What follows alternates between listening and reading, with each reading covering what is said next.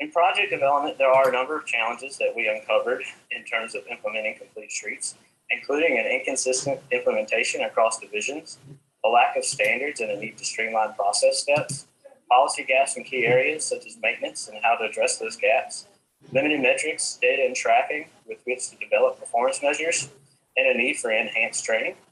And these challenges led to a coordinated effort in 2001 to update Ncdot's Complete Streets implementation guidance to streamline and improve implementation of the Complete Streets policy with a specific focus on project development where most of these implementation challenges were highlighted. Maintenance and how to address those gaps. Development, there are about that. Primary objective of this update is to standardize, streamline, and guide project managers through a process of identifying needs, selecting the appropriate facility type, and estimating added impact. New approach will better integrate Complete Streets evaluation into project development and ultimately lead to more consistent inclusion of the appropriate facility on Ncdot projects statewide with a defined and standardized process. Tools developed for the new process will supplement site observations, project-specific data, and local community feedback. Ncdot's framework for project development was developed by the Integrated Project Delivery Initiative, which is Ncdot's approach to project delivery, and that resulted in the development of the Project Delivery Network, or PDN. PDN is a 5-stage project development process, which includes initiation, alignment defined, plan in hand, letting, and then leads to construction. The Complete Streets methodologies discussed today fall within the Project Delivery Network in Stage 1 and again in Stage 2. To facilitate those two formal review steps, Imd also developed the Imd Submission Portal for project managers and engineers to submit their projects and supplemental information to Imd to assess and provide feedback and recommendations and policy interpretation when needed to project stakeholders. Here's the Project Delivery Network, or PDN flowchart. Moving from left to right are the project development steps, and you can see here in the purple boxes in Stage 1 and Stage 2 are the review steps for Complete Streets. So now let's talk about what those review steps are and how they fit within this order framework for project development. This graphic serves as a guide to aid in the evaluation of highway projects for Complete Streets. This guidance is intended to support project leads and managers throughout the PDN stages, beginning in Stage 1 and refined in Stage 2. Project leads and managers should supplement this process with both the conversations, detailed analysis of conditions, and engineering judgment to design the appropriate facility to meet identified needs. We'll go into detail of each of these 5 steps, but at a high level, the evaluation starts with initial screening and data input. Next, we use several tools for transportation need determination. Moving then to facility selection, where the data collected in steps 1 and 2 are utilized to inform the preferred and alternative facility types for a project area based on those characteristics. Then an impact assessment in step 4 to review project constraints and conduct cost, schedule, and account for other impacts such as environmental or historical impacts within a project's footprint. And it's here that we circle back with the project team to discuss and identify ways to reduce overall project impacts and address any design or facility alternatives to address identified project constraints. In step 5, final analysis, this is the culmination of this process, which includes documenting all the decision-making and coordination between stakeholders throughout the process. Each of these 5 steps are integrated within the PDN stages 1 and 2. As you can see illustrated in the infographic, it helps show that this review process is iterative and builds upon itself as the project moves through the project development stages and additional data and analysis tools can be applied.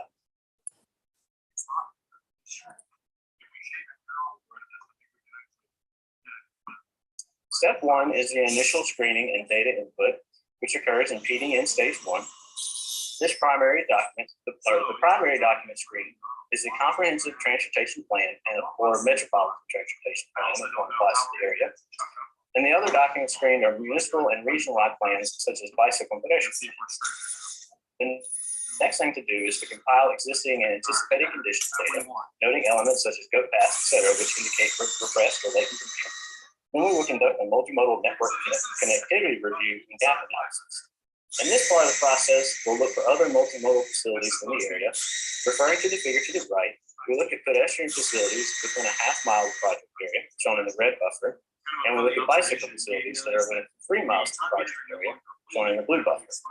Some project types, such as emergency repair, safety projects, and so forth, have or we are developing alternative review steps to account for the differences in scope, budget, and spending limitations tied to the funds for those projects. The second step in this process is transportation need determination. There are several tools to estimate needs and demand. To the right, the Imd estimation map is shown, which pulls data from the U.S. Census and American Community Survey data from 2015 to 2019 estimates.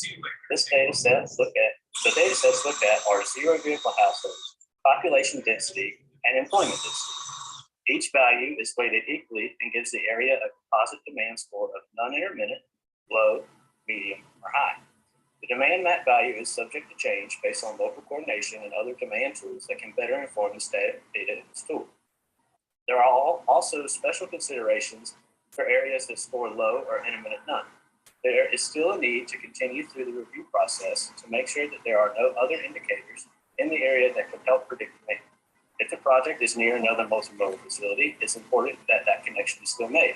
If the project is within a smaller municipality, it's still important to evaluate and include multimodal accommodations. And if there is a state or regional facility, such as the Mountains to Sea Trail or Carolina Thread Trail, it's important to consider demand from outside the area that will not be captured otherwise. There are limitations to this tool and data since it is at the block group level, and it should not be the only tool used to estimate demand within the project area. It should always be supplemented with additional data and analysis and coordination. Observed conditions can reveal other indicators for demand, such as worn paths. It's critical that observed activity be gathered from local conversations and coordination and is documented. Land use is another tool that is helpful to coordinate with the LGA, Mpos, and Rpos folks. For example, while it may appear that land use will remain the same based on a land use plan, there may be several planned developments in the works that could greatly change the surrounding vegetation. Some other sources include transit ridership data, past history within surrounding the project area, and additional analysis tools such as ITE's trip generation.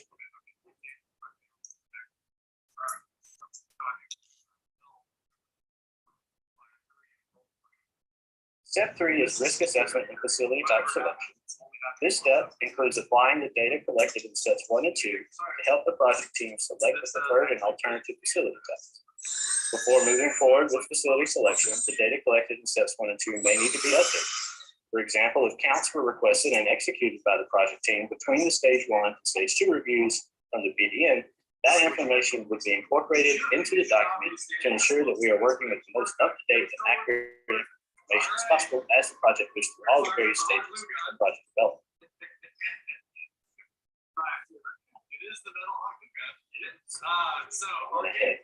There we go. Some additional details for step 3 facility selection. Engineering judgment may be used for selecting facilities. It's always important that we consult with our local stakeholders, the LGA, to discuss additional or pending cost sharing or facility selection alternatives. Oftentimes, there's opportunities for aesthetic treatments or lighting treatments that may be added to betterment to a project.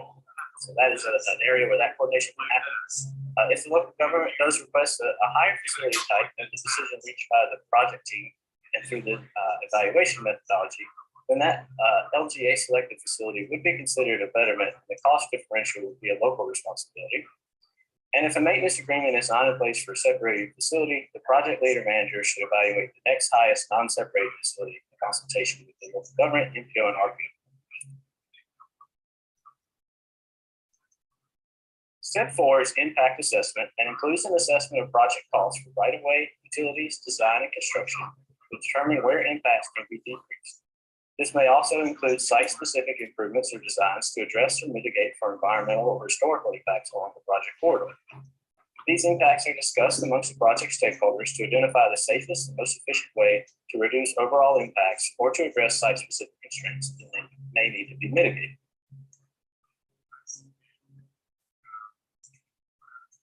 Step 5, final analysis, is where all of the information in the evaluation comes together. This includes evaluation of costs and schedule impacts from step 4, and though not a formal threshold, but rather a metric to indicate further review, when impacts for complete streets facilities are 10% or more of total project costs, then the project team will assess if there are opportunities to lessen that impact. However, the department realizes that 10% may not be inappropriate for projects such as bridge projects, where impacts will likely be greater than 10%, but are also of greater importance to include given the long-lasting life of bridges. Review of Ncdot let lists have shown typical complete streets increases from 2 to 10%. All project modifications and design adjustments will be coordinated with the LGA, Mpos, and Rpo partners to assess for all available opportunities to manage costs and document in the project files. Schedule impacts will also be assessed in Step 5. This has particular importance for projects like bond projects that have strict spending deadlines. This will be done on a case-by-case basis to determine the best path forward with the project stakeholders. And if no facility is recommended, then Step 5 is also the step when the project team would submit a request to the Complete Streets Review Team to consider and initiate the development of an alternative inclusion plan to address the need in the project area in an adjacent project or future project in the area if feasible. The Complete Streets Review Team may decide to decline the request and direct the project team to include the elements with specific guidance to document the decision making. Speaking of documentation, Steps 1 through 5 of this Complete Streets evaluation are documented on the Complete Streets Review Assessment Form, or CSRA, shown here on the screen. This form replaces the previous practice of providing memos with written recommendations, and instead helps to facilitate the standardization and streamlining of this process by capturing the data collected for Steps 1 through 5 and then saved in the project files as a critical document on SharePoint. As the project moves through the PDN stages, this document will be updated to reflect any additional data collected between Stage 1 and Stage 2 of project development.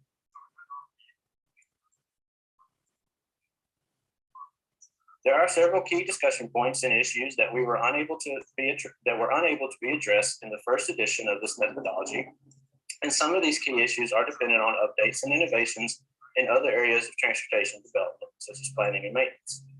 Identified areas for further development include maintenance of separated multimodal facilities like sidewalks and shared use paths, particularly outside of municipal boundaries, inclusion of complete streets enhancements on maintenance resurfacing projects when feasible, alignment of pedestrian and bicycle need determination between CTP and complete streets methodologies, local coordination when determining bicycle and pedestrian and transit needs and choosing facility types, determining costs and benefits of complete streets elements, and incorporating complete streets enhancements in projects prior to programming.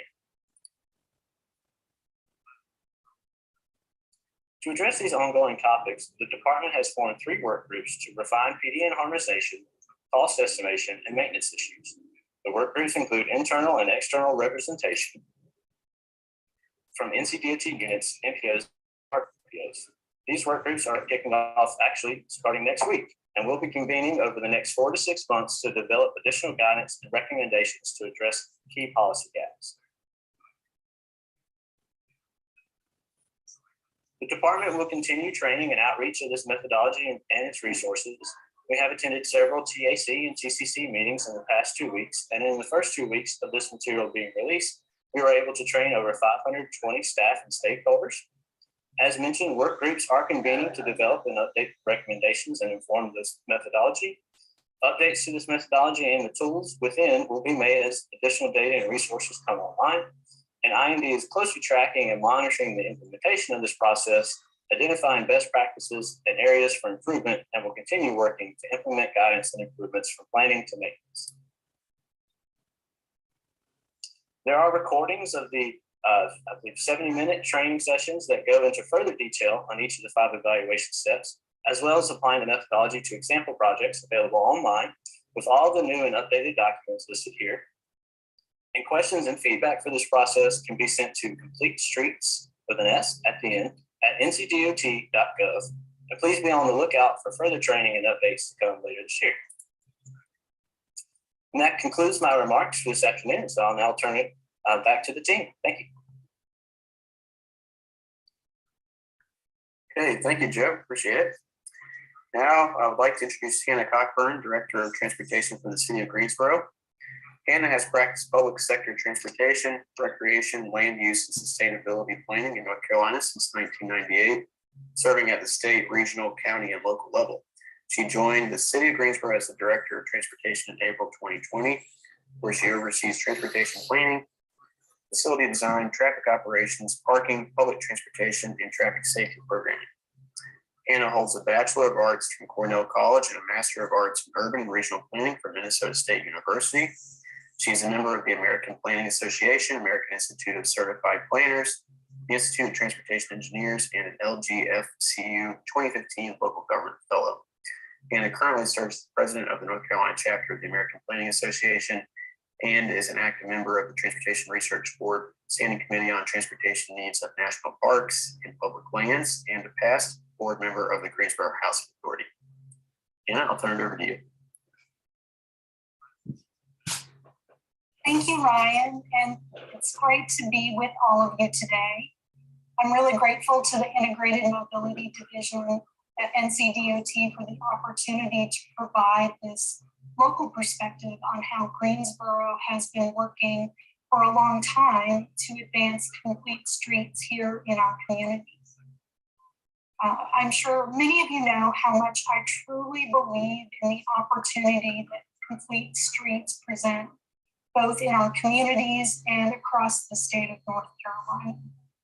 It's really been an honor to see how North Carolina's policy and approach has advanced over the years. And it's been fun to be part of these conversations in a variety of capacities and engaged with a number of representatives from the state, from Mpos and Rpos, and local governments, really from the very genesis of complete streets here in North Carolina. As I said, we've made really significant strides to deliver a safer, multimodal transportation network for communities across the state, but there's still lots of work to be done. The push for complete streets over the past 2 decades has really culminated in new policies at the local, state, and now federal level. This renewed federal interest culminated recently with an FHWA report to Congress on the status of complete streets. And it really remains to be seen how this new federal interest will influence existing and new programs at USDOT, and how this will filter down to be interpreted and applied at the state and MPO levels.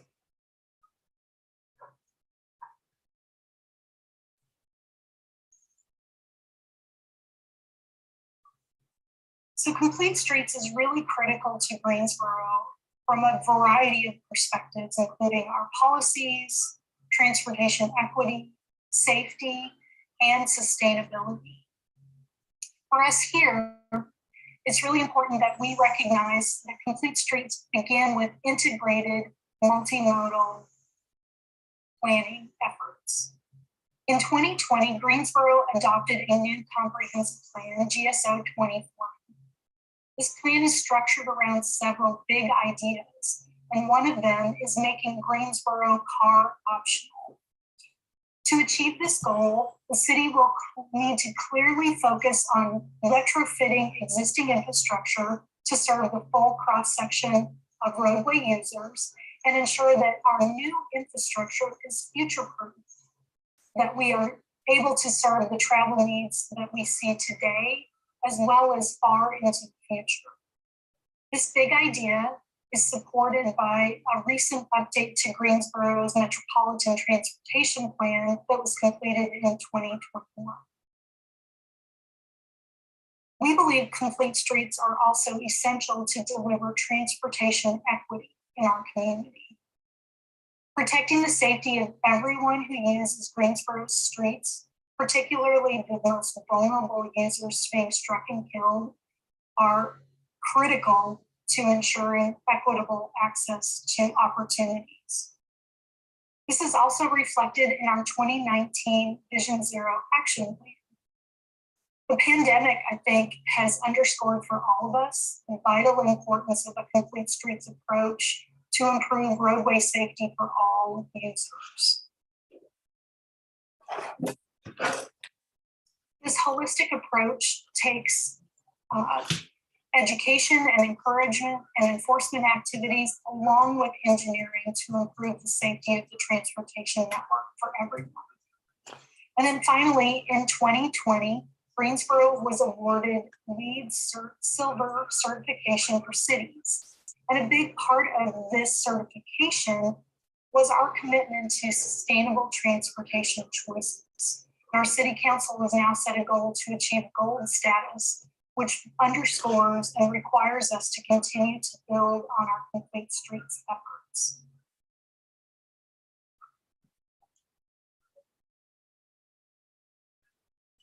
I think all of you who are in a local government or MPO or RPO capacity recognize and can empathize with some, most, or all of the opportunities and challenges that we've identified working in Complete Streets. It's important that we remain focused on improving safety for all road users, even when it's hard, and ensure that Complete Streets really becomes our default approach. So for us, that means looking at all of our standards, our design standards, our ordinance requirements to ensure that we're really taking a holistic approach whenever it's possible.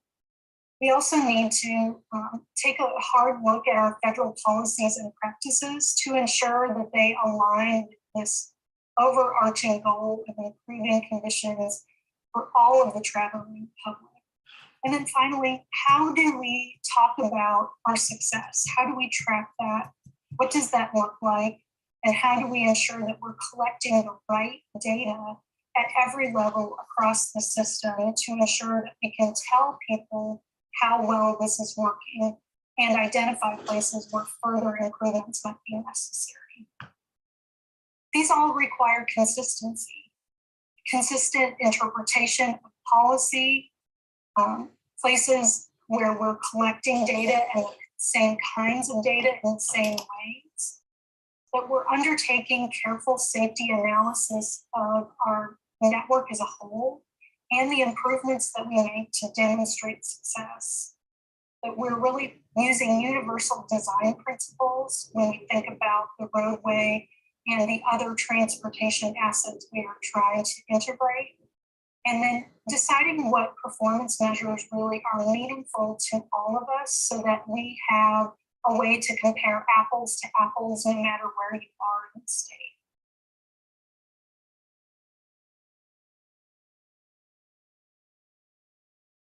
The webinar team asked me to share some examples of how we're delivering Complete Streets in Greensboro. And we've adopted both traditional and non-traditional methods here. On the more traditional side is Horseman Creek Road. If you're familiar with Greensboro, this is a suburban roadway of almost 3.5 miles where we are including improvements to the road network, signalization, and sidewalks. The project in this case is locally funded with bond funds, and that's helped us provide an important connection for the neighborhoods and schools and other community assets served by Horseman Creek Road to the Guilford County Bicentennial Greenway. In the middle of this page are some photos we took when we did a pop-up bike lane installation along Spring Garden Street, which consisted of 3 city blocks. We've really had to get creative sometimes in order to implement Complete Streets. So last spring, our staff got together with the neighborhood and installed a pop-up bike lane along this segment that connects the University of North Carolina at Greensboro to Greensboro's downtown. This test helped us consider the very real trade-offs that impacted bus stops, on-street parking, and bike network connectivity ahead of a planned resurfacing project.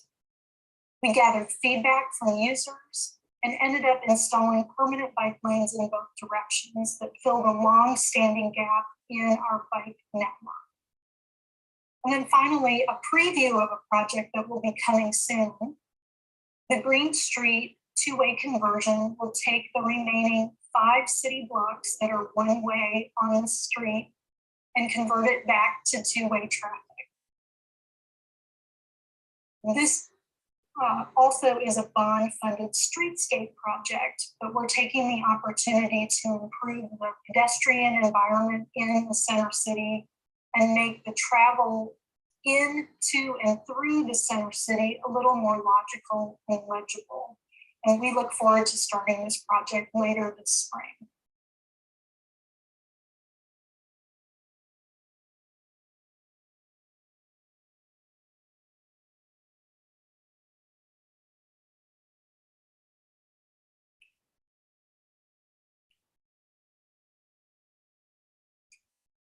So you might be attending this webinar wondering what your role might be to help advance complete streets. And all of us here who care about this issue and topic have a role to play. From a local perspective, I think there are a number of things that all of us can do to take advantage of the state's complete streets policy. The first and foremost is making sure your local officials are engaged. And if so, do you have a local policy that aligns with the state's policy? Is it time to revisit the policy and what it says? How do you make your best case for complete streets? You do that by collecting data. How are you gathering this data? How reliable is it? Having a real deep conversation about the data and what you need to demonstrate your needs is really critical to advancing complete streets across every type of community. I think it's also really important that partnerships be part of your approach. Here in Greensboro, they've been critical to supporting multimodal investments. Local advocacy groups, including injury prevention groups and public health groups, can become very important allies. It's also important to have a local funding strategy. While we look forward to the state's increased investment in complete streets and complete street facilities, there will continue to be local gaps in networks that have really no other funding source. So figuring out a way to pay for bits and pieces here and there to build out your network will be important over the long term. And then finally, reviewing the details of all of your projects that are being submitted for prioritization is important to ensure that you're clearly communicating the complete streets needs of your project and how you anticipate that serving the greater needs of the network. And that's all I've got for today. Again, thank you for the opportunity to participate. And Ryan, I'll turn it back over to you or to Chris to facilitate any questions we might have. Perfect. Thank you, Hannah. Thank you, Joseph. Much appreciated. So before today's webinar, we had a number of folks submit questions regarding complete streets. So we'll take the remaining time to go through those. And if you have any questions, feel free to use the chat function to enter those. So Joseph and Hannah, how do you implement complete streets in rural areas? Yeah, absolutely. I think it's a great question. And it's the methodology that we went through and that the state is applying for complete streets can and is being applied to all areas of the state, from our most rural to our most urban. And a complete street, I think, indicative, especially for the great pictures that Hannah showed from Greensboro, can be and look different, in a variety of contexts. So a complete street in a rural area can look a lot different from a complete street in an urban area. And that's certainly one of the complexities of this process. There's no standard cut and paste option here. And each project area's characteristics must be assessed in order to make the appropriate recommendation for facility and accommodation. And that can look like a variety of things. It could be everything from a paved shoulder in a rural area to help accommodate, or a two-way cycle track in a densely urban area. And both of these are complete streets applications within their proper context. So it's certainly a challenge, but there are opportunities out there, I think, for both rural and urban and everything in between. Thank you. And how are project constraints being taken into consideration in the recommendations provided by IMD on projects? Yeah, absolutely. That's an excellent question. So really, almost every project has some variation of a constraint from a historical or an environmental, right-of-way cost, schedule constraints. These constraints and impacts are accounted for in this process that we've developed in the review between steps 4 and 5. If you can recall back to the infographic, that's a little loop that'll be built in there between steps 4 and 5. And it's intentionally, built to review those constraints, to look at those impacts and put a dollar amount to what those impacts are, and look at, what is causing the constraints. And then working with the project team, the local government, and the Mpos and Rpo staff to address and mitigate for those constraints.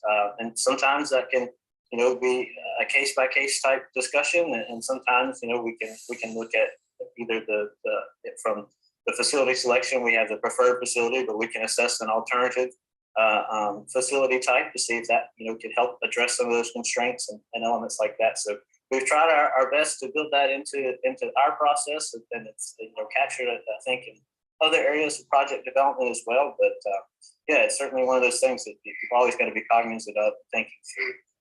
What's the best way that we can address and mitigate for anything that might be waiting for us out there in a transportation project.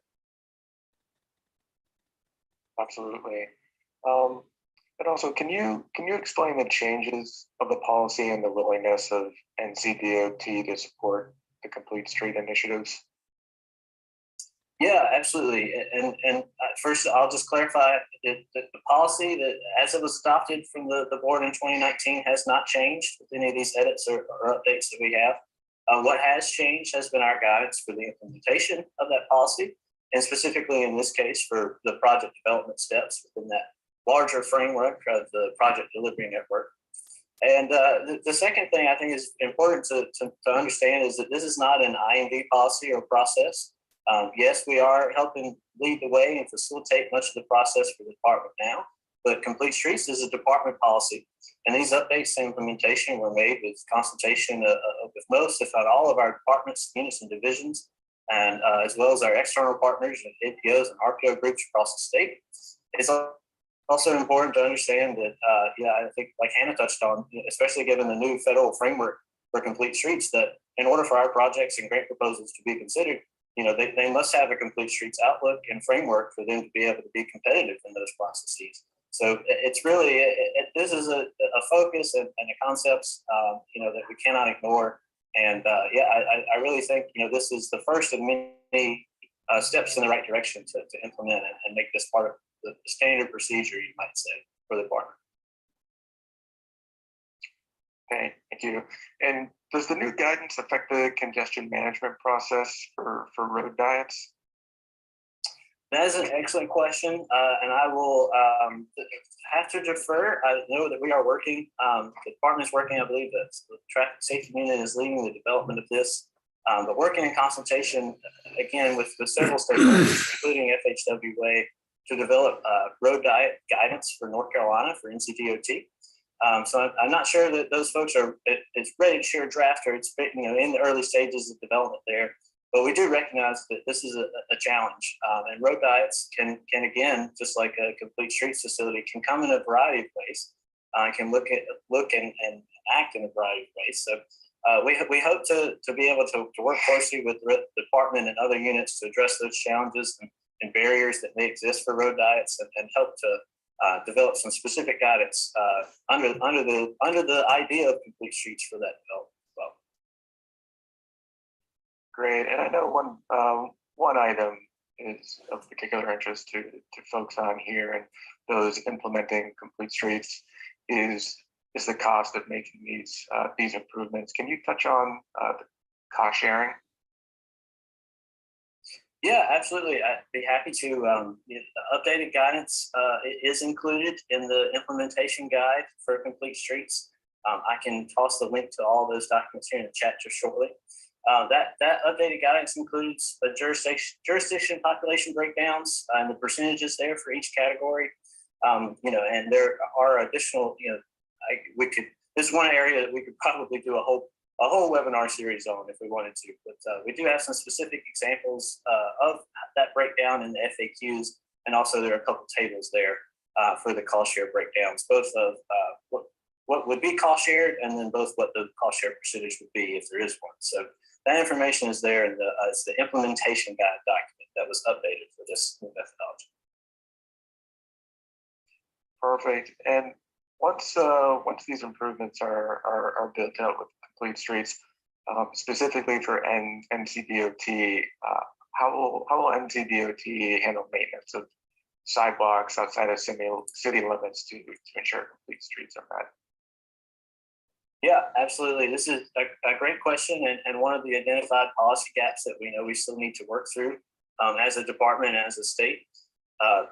North Carolina Administrative Code does require that a maintenance agreement be in place for facilities within municipal boundaries, but it's much less clear on that responsibility outside of municipal boundaries. So the department certainly understands that this is an important issue, especially in the many areas of our state that are growing rapidly, with lots of development in ETJs and happening more frequently in our county jurisdictions versus municipal jurisdictions. So to address this, is one of the work groups that we have formed is our maintenance work group, which again, it does include internal and external representation.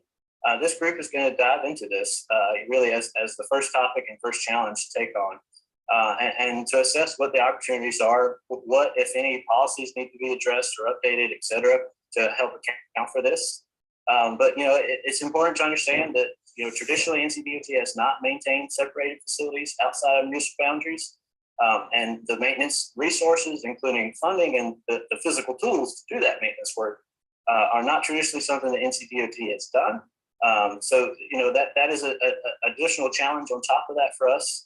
There's certainly a few outliers out there, but in terms of a formal process or procedure, that hasn't been developed yet. That is going to be the objective of that work group to take on sort of as their first task. But we know there's no silver bullet answer to that, and fortunately, it's going to take an iterative process of working together with our partners and stakeholders across the state to figure out how we can address that need in current capital policy.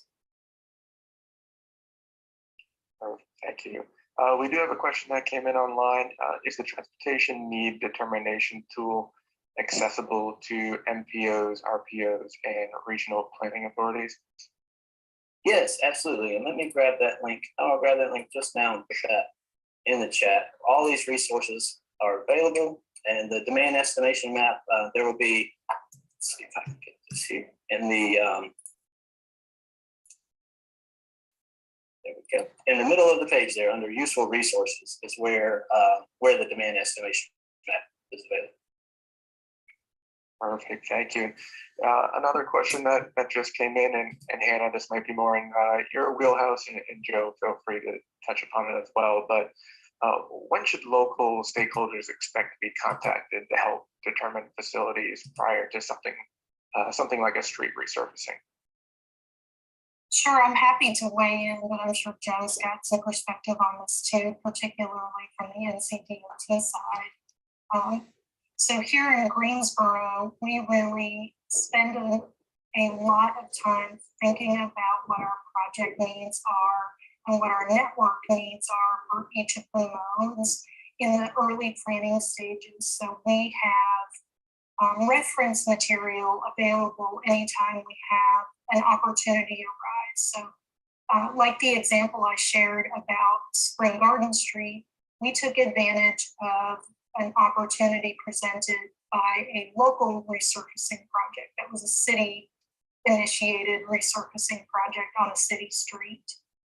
We work really closely with our field operations department to ensure that we understand what roads are scheduled for resurfacing, and communicating with them about what our expectations are for creating new alignments for the road network itself, connections to existing infrastructure for biking and walking. And as those opportunities come to us, we participate really closely in the markings and signage aspects of those projects. So It really is an ongoing conversation. So we've created some systems that help us ensure that no matter who is in any of those seats that's involved, that those conversations continue to happen so that we're constantly evaluating and advancing our network.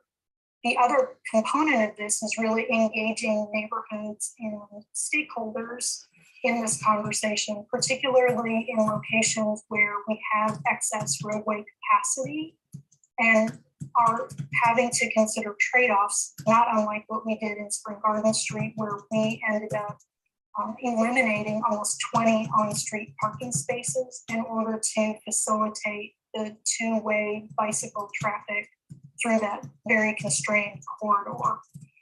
So we have initiated a process to ensure that we have an opportunity to engage neighborhoods in this decision-making process so that they help identify ideas and concerns from the very beginning and have a way to communicate their reactions to anything that we're doing, including things like pop-up facilities as part of our process. Thank you, Hannah. Joe, anything to add? No, I think Hannah did an excellent job. You sort of laying that out. It's just, like I said, I think one of the biggest barriers that we've had and we're overcoming is that challenge of communication and making sure that all the partners are at the table for these decisions. And that's I think we're making great strides in improving that and bringing the folks together and being more comprehensive about these decisions that we're making on transportation projects. Perfect, thank you. Hannah, we had a question come in specifically for you. Which local complete streets ordinances are good examples to address the gaps? Which cities that you may know of are, are good precedents to start crafting your own? What a great question. There are excellent examples that can be found on the National Complete Streets Coalition website that are not only for examples from North Carolina, but all across the country. I think one of the things that we really took away from the pandemic here in Greensboro is that it was time to really take a closer look at our existing policy, which had been around since the early 2000s, and ensure that we are aligning with today's expectations about how we all use our transportation network a little differently than we did even 2 years ago. So when Greensboro established the local policy here, we used examples from all over the country and from the city of Charlotte, for example. So I really encourage folks to use the tools that you have, use the resources that have been gathered, and then have a conversation with your local officials to ensure that you're really aligning your policy with the broader community goals that your elected leadership have established.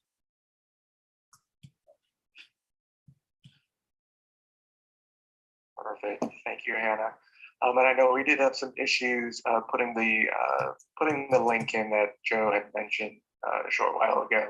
And that link can be found on the Ncdot Complete Streets Connect page. But that pretty much concludes the question and answering session. And just as a reminder, this webinar is approved for 1 AICP credit. And as you see here on the screen, the session ID number is 923-1153.